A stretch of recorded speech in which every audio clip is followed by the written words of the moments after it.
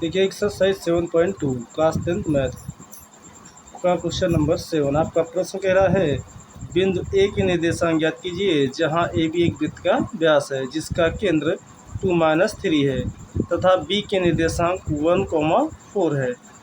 अगर यहाँ पर देखिए हम सबसे पहले एक सर्किल अगर हम कंसीडर करें तो सपोज कीजिए ये हमारे पास एक सर्किल है। चूँकि व्यास ए बी है तो व्यास क्या होता है, तो जो वृत्त के केंद्र से होकर जाएगा वो व्यास कहलाएगा। अर्थात वृत्त के एक छोर से दूसरे छोर को मिलाने वाला रेखाखंड जो वृत्त के केंद्र से होकर जाता है वृत्त का व्यास कहलाता है। तो अर्थात ए भी हमारा व्यास है।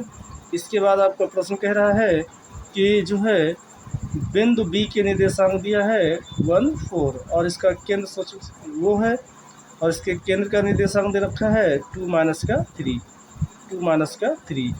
ये हमें निकालना है। सपोज करिए इसका नाम दे दिया A1 का X1 और Y1। कह रहा है कि बिंदु ए का निर्देशांक ज्ञात कीजिए। अब इसमें मान लो माना बिंदु ए के निर्देशांक माना बिंदु ए के निर्देशांक X1, Y1 है। ये मैंने माना क्योंकि हमसे यही प्रश्न कह रहा है बिंदु ए के निर्देशांक ज्ञात कीजिए, तो मैंने मान लिया कि बिंदु ए के निर्देशांक X1, Y1 है। चूँकि हम जानते हैं कि वृत्त की त्रिज्याएं आपस में बराबर होती हैं, तो अगर वृत्त की त्रिज्याएं आपस में बराबर होती हैं तो OA आपकी वृत्त की त्रिज्या है और OB वृत्त की त्रिज्या है, अर्थात OA बराबर होगा OB के।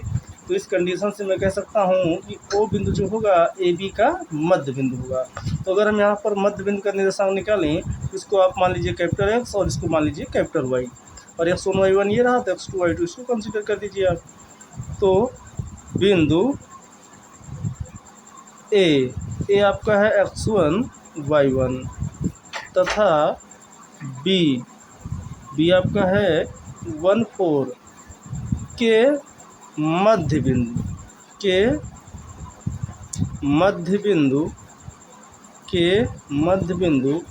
O का निर्देशांक।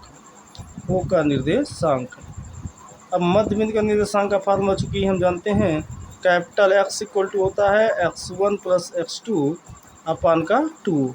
ऐसे कैपिटल Y इक्वल टू हम लिख सकते हैं Y1 + Y2 अपान का 2। अब ये वैल्यू पुटअप करा लीजिए। कैपिटल X की वैल्यू आपकी 2 है, X1 आपका X1 ही है प्लस X2 का वैल्यू यहाँ से देखिए 1 है और टोटल का अपान 2। ऐसे Y वाला देखिए कैपिटल Y का वैल्यू -3 है इक्वल Y1 आपका Y1 ही है प्लस Y2 का वैल्यू आपका 4 है, तो आप यहाँ 4 रख दीजिए और अपान में 2।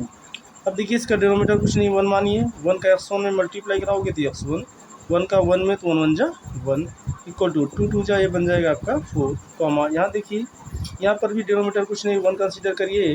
1 का अगर Y1 + 4 में मल्टीप्लाई कराऊंगा तो Y1 + 4 ही आएगा इक्वल का 2 का -3 में तो आ जाएगा 2 3 जा 6 अर्थात -6। अब यहाँ से X1 इक्वल टू निकालेंगे तो Y +1 ट्रांसफर करोगे तो -1। ऐसे यहाँ देखिए Y1 इक्वल टू निकालेंगे तो -6 + 4 ट्रांसफर करोगे तो -4।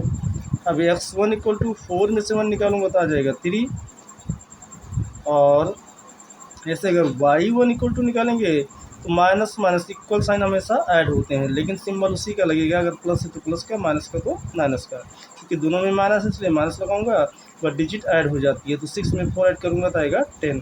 ये रहा आपके Y1। अब हम लिख सकते हैं अतः बिंदु ए के निर्देशांक कितना निकला है X1, Y1 अर्थात 3 निकला है और Y1 का वैल्यू है -10 है। ये आपका आंसर होगा।